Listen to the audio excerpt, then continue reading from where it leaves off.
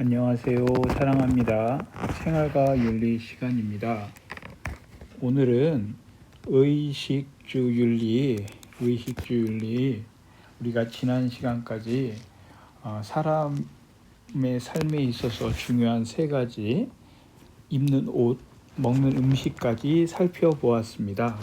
오늘은 이제 의식주의 마지막 주, 주거형에 대해서 알아보도록 하겠습니다.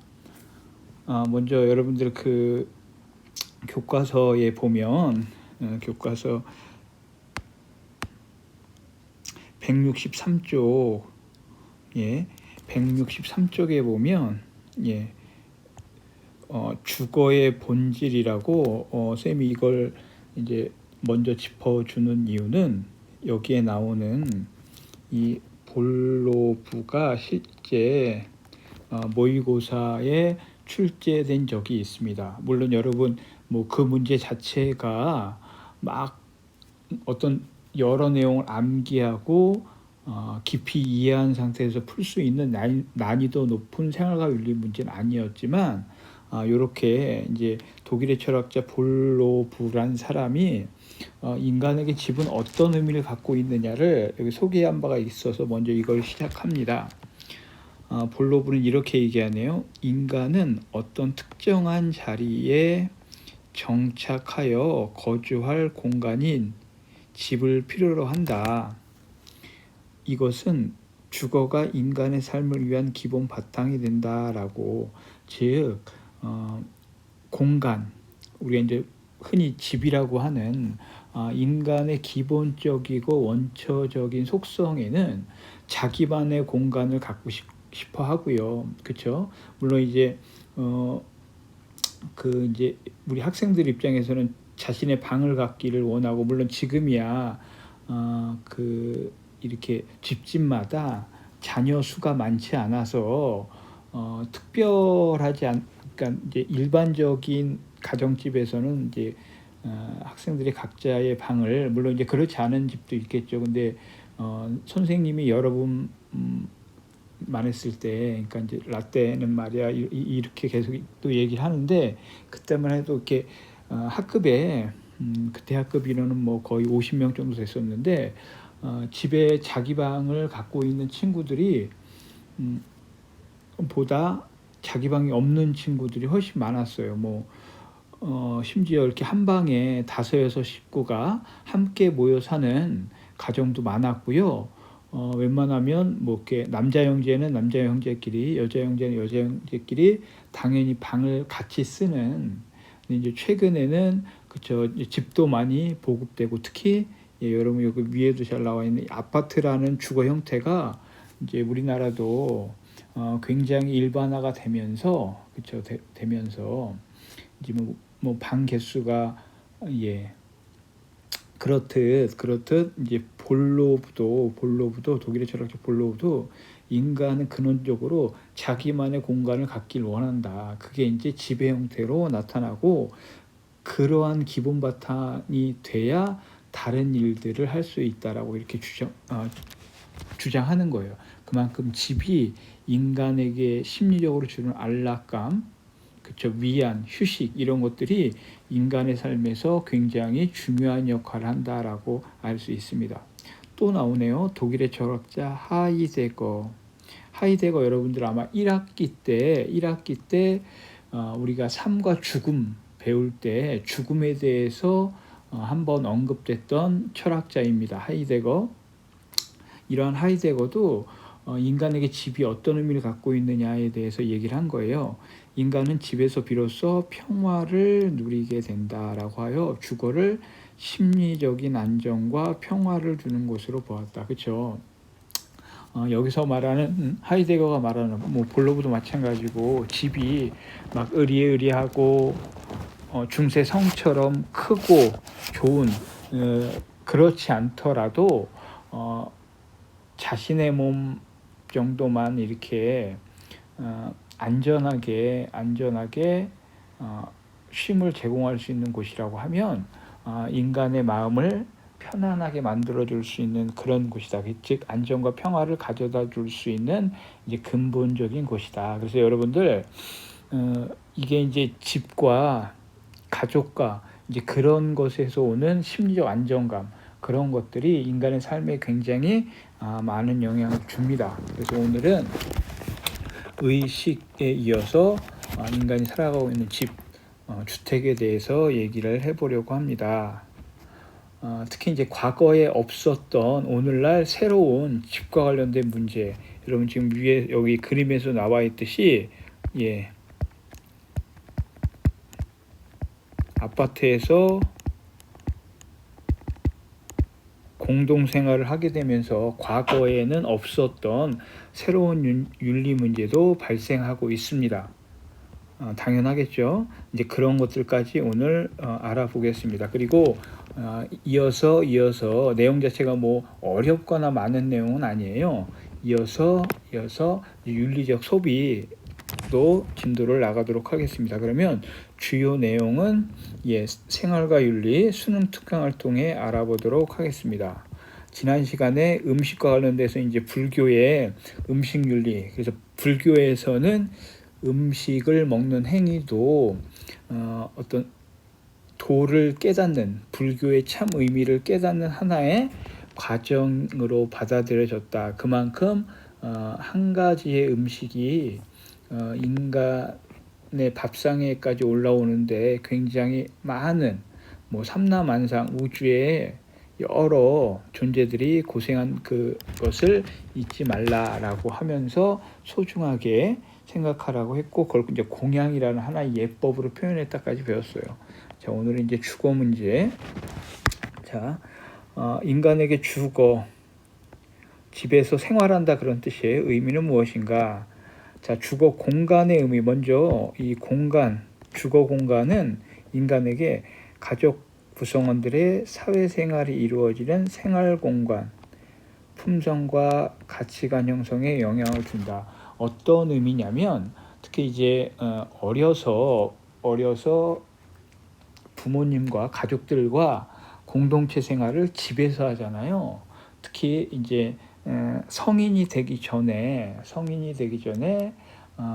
태어나자마자 이 집이라는 공간에서 가족들과 함께 생활하면서 여러 가지를 배우게 될 거예요. 어떻게 보면 이제 처음부터 그 시작부터 언어부터, 그죠, 생활 습관, 예의 범절, 기타 등등 이런 것들을 집이라는 공간 안에서 가족들과 함께 살아가면서 배우게 되는 거예요. 그러니까 그 생활 공간이 갖는 의미는 인간의 삶에서 굉장히 큰 의미를 갖는다라고 할 수 있어요. 이제 그런 것들이 결국 그 사람의 품성, 그렇죠? 예의가 얼만큼 있느냐, 그 다음에 가치가 어떤 생각을 하느냐, 이것과 굉장히 크게 연결이 된다. 여러분들 뭐 쉽게 영화 같은 데 보면 이제 그런 거 나오지 않을게, 범죄자들을 그린 영화들을 보면 공통적으로, 그렇죠, 어렸을 적에 학대를 받았거나 심한 폭력에 노출된 사람들은, 그렇죠, 이제 성인이 돼서도 이렇게 범죄를 저지르는 그런 류의 영화 많이 봤을 거예요. 이제 그런 것들이 결국엔 어려서부터 한 공간에서 함께 생활하는 대상이 그게 가족이죠. 그게 친근하고 나에게 위안이 되는 게 아니라 나에게 공포감을 주는 그런 대상과 한 공간에 계속 머물러 있다. 여러분, 이게 얼마나 사람들이 큰 두려움을 느끼겠어요. 그렇죠. 특히 이제 어린 아이들 같은 경우 심성적으로 훨씬 연약하고 할 텐데, 그럴 때 그런 감정이 쌓인다라고 생각해봐. 그렇죠. 온전한 인간으로 성장하는데 아주 나쁜 영향을 줄 수 있겠죠. 그렇듯 생활공간, 집이라는 공간은 인간에게 품성과 가치관을 형성하는데 굉장히 중요한 역할을 한다라고 하는 거. 두 번째, 인간에게 주거는 공간만이 아니라 그곳에서 이루어지는 생활까지 포함하게 된다. 그렇죠? 이제 그곳에서 함께 밥을 먹고 함께 즐거운 일을 보내고 함께 TV를 본다거나 이렇게 하면서 자신도 모르게 몸에 배이는 이제 그러한 공간, 인간에게 어떻게 보면 최초의 그런 공간이 집이다라고 하는 겁니다. 집이다. 그래서 집이 그 사람에게 어떤 의미를 주느냐는 이렇게 어렸을 때부터 어렸을 때부터 자라온 환경이 굉장히 큰 영향을 줄 수 있다. 공간의 의미입니다. 집의 공간의 의미. 이러한 주거 공간으로서 집은 윤리적으로 어떤 의미를 갖고 있을까? 첫 번째, 어머니 품처럼 휴식, 행복, 평화를 누릴 수 있는 내적 공간입니다. 대부분의 사람들에게 집은 아마 이런 기억일 거예요. 그래서 선생님도 이렇게 돌이켜 보면 초등학교 때 이렇게 외가댁에 시골에 있는 외가댁에 놀러 갔던 기억이 아직도 생생하게 납니다.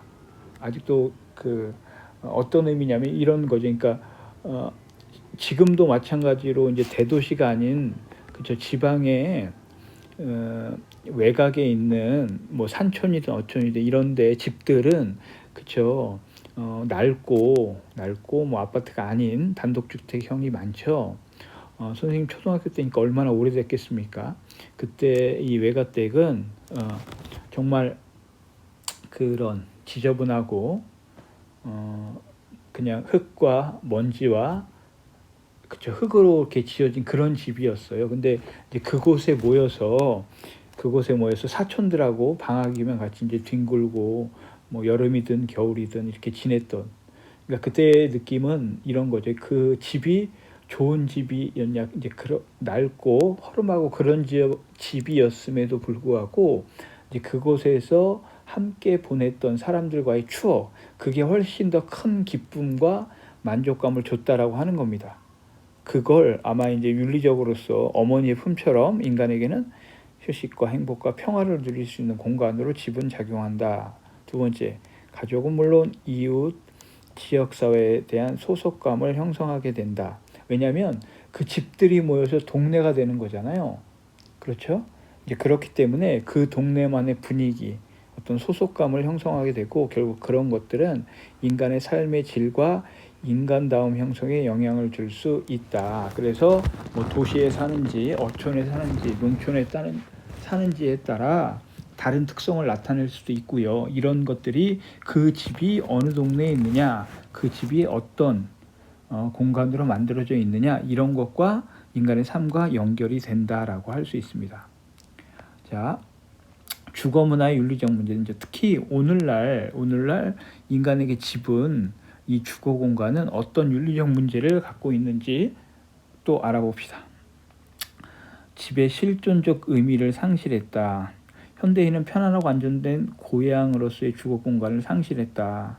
자, 고향 같은 집을 상실했대요. 어떤 의미일까요? 예, 맞습니다. 여러분들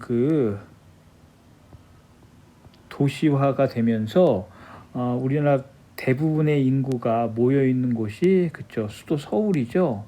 그러니까 당연히 사람들은 일자리도 서울에 가장 많고 회사도 서울에 가장 많고 먹을 것도 서울에 가장 많고 이렇게 되는 그러니까 생활의 많은 부분을 서울에서 할 수밖에 없는 구조가 돼버렸어요. 그러다 보니까 나는 집이 부산이야. 그런데 부산에서는 이거 예를 드는 겁니다. 부산에서는 일자리가 없어. 그런데 서울에 있는 회사에 원서를 냈는데 예를 들어 이력서를 냈는데 됐어요. 그러면 부산에서부터 서울까지 출퇴근하기는 어렵잖아요. 그러니까 내가 원래 태어나서 살았던 고향 같은 개념이 예를 들어 부산이었는데 직장을 서울에 구하게 되면 그쵸 이사를 해서 회사 근처나 어쨌든 이렇게 주거 공간, 주거의 터전이 바뀐다라고 하는 거야. 그래서 집이 어렸을 때부터 나를 아늑하고 그쵸 휴식의 공간으로 제공했던 곳에서 이제는 어떤 삶의 치열함 속에서 그리고 여러분 서울에 당연히 그런 집들이 정말 뭐 좋은 집들 많이 있지만 사회 초년생들에게 그쵸 제공되는 집들 그쵸 그게 이제 돈과 뗄래야 뗄 수 없잖아요. 이제 그러다 보니까 안정된 고향으로서의 주거 공간 같은 게 많이 없어진다. 왜? 이런 도시에서 일을 하기 위해서. 그래서 결국 집은 아까도 이 실존적 의미라는 것은 아까 얘기했죠. 집은 인간에게 어떤 의미? 어머니의 품처럼 휴식과 행복과 평화를 품성과 가치관에 영향을 줬던 그런 공간이었는데 이제 그런 공간으로서의 지배 개념이 차츰차츰 사라지고 있다. 왜? 도시에서 직업을 구하고 일을 하게 되면서. 그래서 집은 그냥 단순히 그쵸 피곤한 몸을 가서 쉬고 그냥 다음날 재충전해서 출근해야 되는 그런 공간이 돼버리는. 자, 두 번째, 산업화와 도시화로 한옥 중심에서 서양식 주거. 이 대표적인 게 뭐예요? 그쵸, 아파트죠. 아파트 주거는 익명성.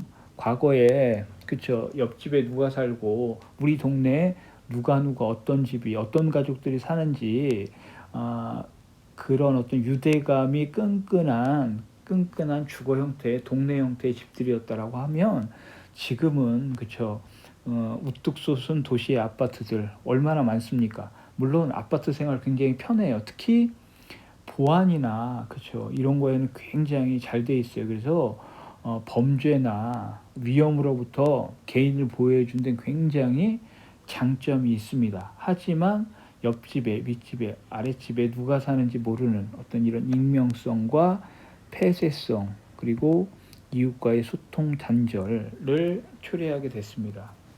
얼마 전에 저기 지방에서 낮에 아파트 10층인가 7층에서 불이 났어요. 뭐 이제 소방차가 오고 불을 끄려고 하는데 쉽게 안 꺼지겠죠. 근데 그 안에 사람이 있었던 거야. 이제 연기가 자욱하게 나니까 그 사람이 어떻게 살려고 베란다로. 근데 이제 불이 커지고 연기가 계속 나오니까 그냥 베란다 밖으로. 근데 너무 높잖아요. 그래서 매달려 있었어요.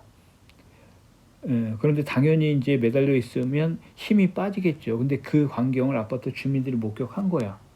그러면서 아파트 이제 저 사람 떨어질 수 있겠다. 어느 누구가 그런 판단을 들었는데 집에 가서 이불을 갖고 나온 겁니다. 근데 그 모습을 보고 그 이제 같이 구경하던 그 아파트 주민들이 너도나도 집에 가서 이불을 갖고 나온 거예요.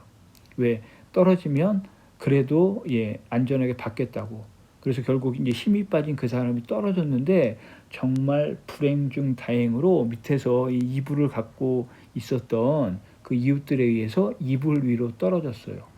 다행히 뭐 이제 부러지고 타박상 입은 부분 분명히 있죠. 하지만 생명은 지장이 없는, 목숨을 건지게 되는. 물론 이제 이런 것들이 어떤 위기 상황에서 어떤 이웃들이 서로 도울 수 있는 그런, 당연히 뭐 인간이기 때문에 그런 행동을 이렇게 보일 텐데, 평소에는 그쵸 이 아파트 생활은 굉장히 폐쇄적이어서 옆에 무슨 일이 일어나는지조차 모르는, 그래서 아파트에서 홀로 사는 그쵸 독거노인이랄지 혼자 사는 사람이 어떤 극단적인 그쵸 죽음에 이르렀어도 그걸 바로 발견하지 못해서 그런 일들이 가끔씩 뉴스에 나오잖아요. 그런 것들이 이웃과의 소통이 단절돼서 나타나는 문제겠죠. 자, 주거 문화의 윤리적 문제 세 번째, 집의 경제적 가치에만 집착하는 문제. 경제적 이익 추구 관점에서 집을 바라봄으로써 하우스 오브 푸어가 발생합니다. 그렇죠. 우리나라 집값 굉장히 큰 문제죠. 주택 보급률,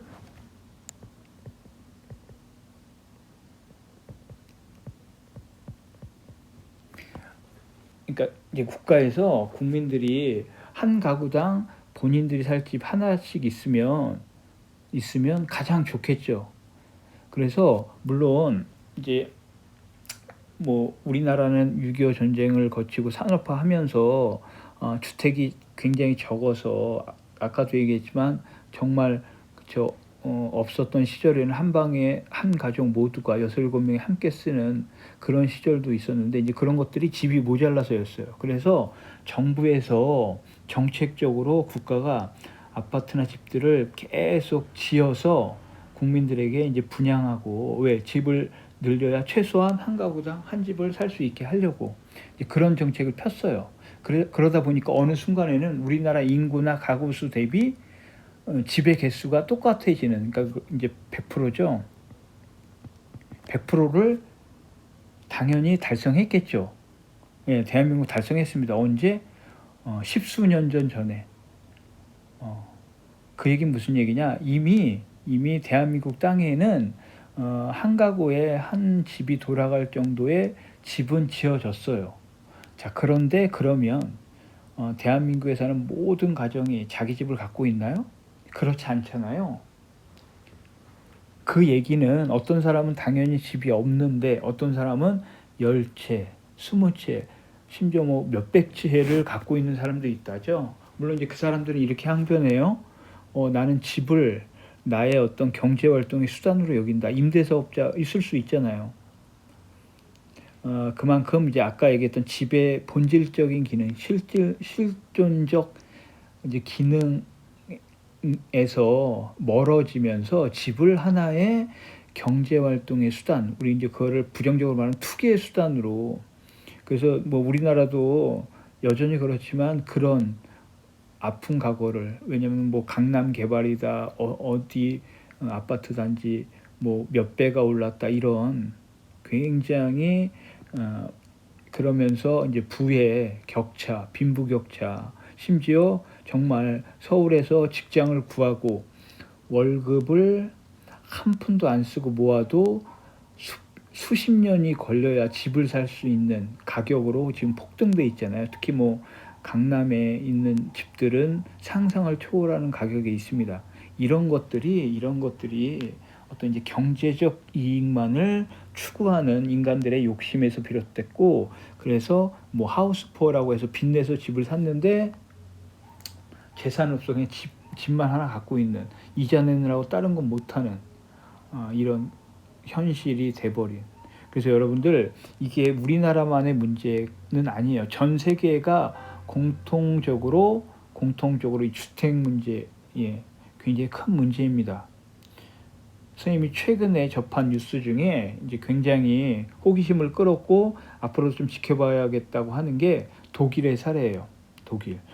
독일은 뭐 저도 이렇게 독일을 가보거나 자세히 아는 건 아닌데, 독일에서도 이제 우리나라처럼 집을 공급하고 그 집으로 임대 사업하는, 근데 우리와의 차이는 그걸 개인이 하는 것이 아니라 기업들이 적극적으로 그렇게 이제 집을 수십 채, 수백 채씩 갖고 있어서 기업들이 그것을 독일 국민에게 렌탈하는 형식이 되어 있대요.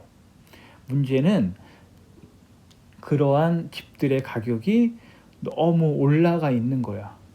그러니까 사람들이 우리나라 비슷한 거죠. 월급을 모아도 그런 집들을 렌탈 받을 수 없는 거야. 아까도 얘기했지만 인간에게 집은 가장 기본적이고 안락함과 휴식감과 안정감을 제공해 주는 공간이어야 하는데 그런 것들이 안 되니까 너무도 불안한 거야. 그런 것들이 계속 해가 갈수록 해결되는 것이 아니라 점점 더 심화되는 겁니다. 그래서 독일은 최근에 어떤 게 발의됐냐면 국민 투표를 하게 된대요. 주제는 뭐냐? 이 주택을 국가가 다 사들여라. 그 기업들이 소유하고 있는 이 집들을 국가가 다 사들여서 그걸 국민들에게 싼 값에 보급해라. 즉 이제 더 이상 집은 투기용, 개인이 소유하는 어떤 그런 재산의 문제가 아니라 인간의 가장 기본적인 삶을 살 수 있게 국가가 제공하는 그런 역할을 해야 된다. 이거에 대해서 국민 투표를 붙일 예정이라고 합니다. 아마 뭐 선생님뿐만 아니라 우리나라, 아니 전 세계의 사람들이 아마 독일에 이러한 현상을 예의주시하고 있을 거예요. 왜? 만약에 독일이 그렇게 해서 정말 국가가 기업들이 갖고 있는 집들을 다 사들여서 그걸 싼 값에 국민들에게 보급해줘서 정말 국민들의 어떤 기본적인 삶이 행복해지고 윤택해진다라고 하면 당연히 다른 나라들도 그렇게 하겠죠. 근데 여러분, 당연히 그러기 위해서는 국가가 어마어마한 돈이 있어야겠죠. 물론 국가의 돈, 그 재정은 누가 부담하는 거야? 당연히 국민들이 부담하는 겁니다. 자, 그럼에도 불구하고 나는 내가 세금을 조금 더 내더라도 국가가 그렇게 나에게 안정된 주택을 제공해 준다라고 하면 나는 세금을 더 낼 수 있다. 이제 이러한 내용들을 아마 독일이 투표를 하게 되지 않을까 싶어요. 아마 어떻게 전개되느냐에 따라 다른 많은 나라들도 여기에 이목을 집중하고 있을 겁니다. 예. 자, 이러한 주거 문화 지금 집의 실존적 의미가 상실해가 있고 어떤 이제 우리나라 전통 한옥이 사라지면서 아파트가 등장하면서 이웃과의 소통이 단절되고 익명성, 폐쇄성, 그다음에 어떤 경제적인 가치로 전락한 지배 문제 이런 걸 해결하기 위해서 그러면 우리는 어떤 해결 방안이 있을까? 첫 번째, 주민에게 안전할 뿐만 아니라 이웃과의 접촉과 교류, 통합을 가능하게 하는 주거 공간을 새롭게 만들어야 한다. 여러분 특히 이러한 것들이 이제 도심에, 왜냐면 도심은 워낙 그쵸, 물가도 비싸고 땅값도 비싸기 때문에 도심 한복판에서 실현하긴 어려워요. 그런데 우리가 눈을 조금만 더 돌려서 보면 지역의 지방에는 그런 것들을 적극적으로 실천하는 사람들이 있고 그러한 단지가 조성되는 게 있어요. 대표적인 게 이제 뭐 예술인들이 모여 사는 예술인 주거지역, 이런 것들이 바로 지금 얘기하는 이웃과의 접촉과 교류, 그리고 특히 지금 뭐 예술인들 하면 일반인들과 좀 다른 그들만의 독특함이나 어떤 민감하고 창의성 같은 것들이 더 있을 거 아니에요. 그들끼리 모여 살면서 서로 교류한다라고 하면 훨씬 더 큰 시너지 효과를 얻을 거야. 그래서 그런 공간을 지금 우리가 조금 눈을 돌려보면 많이 만들어지고 있어요. 그런 것들이 지금 오늘날 도시의 주거 문제를 해결하는데 하나의 대안으로 자리 잡고 있다. 두 번째, 생태학적으로 건강하고 역사성을 지닌 공동체로서의 공간이자 정의로운 공간이 되어야 된다. 뭐가? 지분. 여기서 말하는 정의로운 공간은 그런 것 같아요. 그러니까 인간은 천부인권이라고 하죠. 하늘 아래 모두 평등한 존재로 태어났는데 누구는 자기 몸 하나 누일 집 하나 없고, 그쵸? 누구는 정말 의리의리한, 이런 것들은 인간의 존엄성에 상당한 위협을 줄 수 있죠. 그래서 집은 생태학적으로, 즉 자연과 환경과 더불어 환경을 해치지 않고 미래에도 여전히 지속 가능한 어떤 그런 형태, 그 다음에 공동체로서의 공간이자 정의로운 역할을 해야 된다. 여기에 아마 여러분들도 다 동의하실 거예요. 그래서 여러분들 이제 코로나19 감염병 위험 상황에서 특히 이제 해외로 여행하는 건 굉장히 현재까지 제한되고 있잖아요. 그렇죠? 그래서 최근에 이렇게 이제 TV 프로그램들도 국내에서 제작하고 그러다 보니까 다양한 프로그램들이 이제 만들어지고 있는데, 대표적인 게 이 집 관련된 프로그램이 굉장히 많이 늘어났어요. 뭐 대표적인 게 이제 여러분들 구해줘 홈즈 같은 거, 선생님은 굉장히 재밌게 보고 있는 프로 중에 하나가 건축 탐구,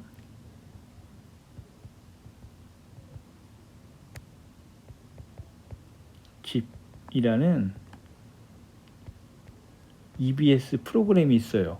실제 이제 건축가 부부 두 분이 우리나라 팔도에 걸쳐져 있는 다양한 집들을 직접 방문해서 이제 그 집의 특징, 특히 이제 그 집에 살고 있는 사람들이 어떻게 그 집을 짓게 되었으며 어떠한 의도로 이제 그런 집을 짓게 되었는지, 그리고 삶이 어떻게 바뀌었고 이제 그러한 주거 공간에서 어떤 삶을 살고 있는지 소개하는 건데 굉장히 재밌어요. 가장 큰 재미는 와, 정말 우리나라에 저런 집들도 있구나. 야, 어떻게 저런 걸 상상해서 만들었지? 정말 저런 곳에서 산다라고 하면 행복하겠다라고 느낄 정말 다양한 집들이 소개돼요. 물론 그 집 중에는 산속에 자리 잡은 집들도 있고요. 도시 한복판에 있는 집들도 있고요. 형태며 모양이며 건축 자재며 정말 다양한 집들을 소개하고 있어요. 그래서 여러분도 혹시 이제 뭐 건축가를 희망하거나 인테리어를 희망하는 친구들이 있으면 이 EBS에서 지금도 제작하고 있어요. 그리고 이제 특정, 그쵸, 그 어플 같은 데서 이 영화나 TV 프로그램들을 이렇게 볼 수 있는 프로그램에 이렇게 소개해서 거기서 지난 회도 볼 수 있을 거야. 그러면 여러분들이 고민하고 있는 거, 여러분이 상상하고 있는 거, 그리고 많은 아이디어를 얻을 수 있을 거예요. 건축 탐구집. 그만큼 인간이 그냥 집이라는 이 공간은 그냥 뭐 다 똑같이 아파트면 아파트, 단독주택이면 단독주택 다 똑같이 편리성과 합리성만 이렇게 반영해서 만들었다라고 하면 과거에는 이제는 내가 살 집을 나에게 맞는 그리고 내가 좋아하는 것으로 이렇게 만들어가는 그런 시대가 되고 있는 것 같아요. 그래서 아마 그것 이제 미래에는 정말 나에게 딱 맞는 어떤 맞춤형 집을 물론 본인이 노력해서 직접 지을 수도 있고요. 이제 그런 것들을 전문적으로 만들어주는 그런 건축 설계사나 그런 이제 건축사 사무소 그런 기업들이 결국엔 성공할 것 같아요. 그래서 여러분도 오늘 지금 의식주 윤리의 마지막 주거문화 관련해서는 다시 한번 건축단꽃집 이제 나중에 여러분들 제가 수업 시간에 관련된 자료 화면을 뭐 소개하는 시간도 이제 가질 텐데 여러분이 보게 되면 좋은 아이디어를 얻을 수 있을 것입니다. 자, 옆에 이제 하우스푸어 소개되어 있네요. 자기 소유의 집이 있지만 무리한 대출로 인한 이자 부담 때문에 빈곤하게 사는 사람들. 그래서 여러분 엊그제 뉴스에서 발표한 걸 보니까 코로나19 상황에서 그나마 우리나라는 이제 경제 활동을 그래도 활발하게 하고 있는데 우리나라의 대표적인 시중에 큰 은행 5개의 큰 은행이 이자 소득으로만 올해 현재까지 거둬들인 수입이 20조가 넘는데요. 20조. 대단하죠. 예. 쉽게 얘기하면 우리가 돈이 그래도 좀 있어서 은행에 돈을 맡기면 이자가 거의 없잖아요. 대신 내가 정말 목돈이 필요해서 돈을 빌리려고 하면 은행에서는 굉장히 높은 이자를 받아먹죠. 그렇게 해서 빌려간 사람들한테 받은 이자 수익이 현재까지 20조가 넘는다잖아. 어마어마한 거죠. 근데 그걸 이제 뭐 주주들에게 뭐 다시 돌려주겠다 이런 뉴스도 있었는데 어쨌든 이 하우스푸어 이 대출 이자를 못 갚아서 하는 사람들이 점점 늘어가고 있다는 건 우리 사회의 큰 문제입니다. 큰 문제예요. 자, 여러분 오늘 이제 윤리적 소비까지 조금 나가려고 했는데 그냥 오늘 여기까지만 하겠습니다. 인간에게 필수적인 요소 의복, 음식, 그리고 집 이 3가지에 대해서 알아봤습니다. 여러분 내용 자체가 뭐 어렵거나 외워야 될 게 있는 건 아니지만 여러분이 이제 앞으로 인간적인 삶을 살아갈 때 이 3가지는 필수라는 거, 꼭 필요하다라고 하는 거. 그래서 여러분 자신의 삶을 온전하고 행복하게 만들기 위해서 나는 어떤 옷을 입을까? 나는 어떤 음식을 먹을까? 나는 어떤 집에서 살까? 나는 이 다음에 어떤 집을 지을까? 이러한 고민들을 지금부터 조금씩 한다라고 하면 여러분의 앞으로의 인간으로서의 삶은 훨씬 더 행복하고 풍요로워질 것입니다. 그리고 그러한 과정 속에서 나타나는 여러 가지 윤리 문제에 대해서 지금부터 여러분들이 차근차근 대비한다라고 하면 훨씬 더 다른 사람과 행복하게 평화롭게 함께 살아갈 수 있을 것입니다. 자, 이렇게 해서 의식주 윤리에 대한 수업을 모두 마치겠습니다. 여러분들 잘 이해되지 않는 부분은 단톡방에 질문을 올려주시면 되겠습니다. 여러분 그러면 다음 시간에는 이제 윤리적 소비에 대해서 할 테니까 여러분들 교과서와 EBS 교재 잘 준비하기 바랍니다. 그러면 오늘 수업은 여기까지 하겠습니다.